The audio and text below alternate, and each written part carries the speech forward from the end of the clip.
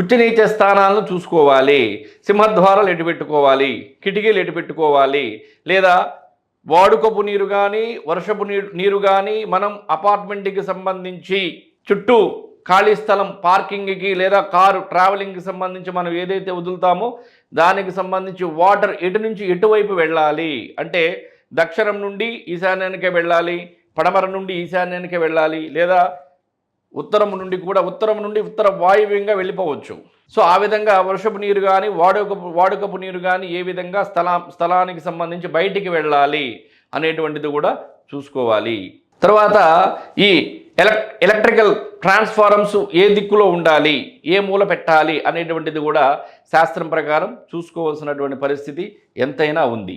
తర్వాత పడమర నుండి తూర్పుకి ఎంత ఖాళీ స్థలం వదలాలి, దక్షిణం నుండి ఉత్తరానికి ఎంత ఖాళీ స్థలం వదలాలి అనేటువంటిది కూడా మనం చూసుకోవాలి. ఎందుకంటే పడమర కన్నా తూర్పు ఎక్కువ ఉండాలి, దక్షిణం కన్నా ఉత్తరం ఎక్కువ ఉండాలి. స్థలం ఎంతైనా ఉండొచ్చు, అంటే స్థలం వేస్ట్గా పోతుందని మీరు అనుకోవద్దు, వేస్ట్గా ఏమీ పోదు. కాకపోతే శాస్త్రం ప్రకారం ఆ యొక్క గాలి వెలుతురు అనేది వదిలినటువంటి స్థలంలో పడాలి. అంతేగాని ఎంత స్థలం ఉంటే అంత స్థలంలో కనుక నిర్మాణం చేస్తే ఏమవుతుందంటే అష్టదిక్పాలకులు నీ ఇంటికి ఆహ్వానించు, వారు చెల్లిస్తారు నీ ఇంటికి శిస్తు.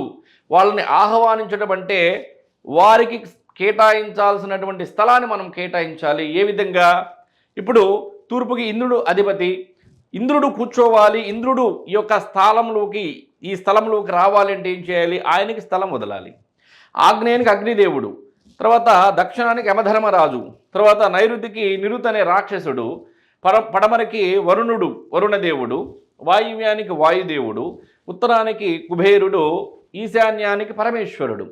వీళ్ళందరూ అష్టదిక్పాలకులుగా ఉన్నారు కాబట్టి అష్టదిక్పాలకులు నీ ఇంటికి ఆహ్వానించు, వారు చెల్లిస్తారు నీ ఇంటికి శిస్తు. అంటే ఏంటి? ఏ విధంగా ఆహ్వానించాలి? వారికి కేటాయించాల్సినటువంటి స్థలాన్ని మనం కేటాయించాలి, అంటే గ్యాప్ వదలాలి.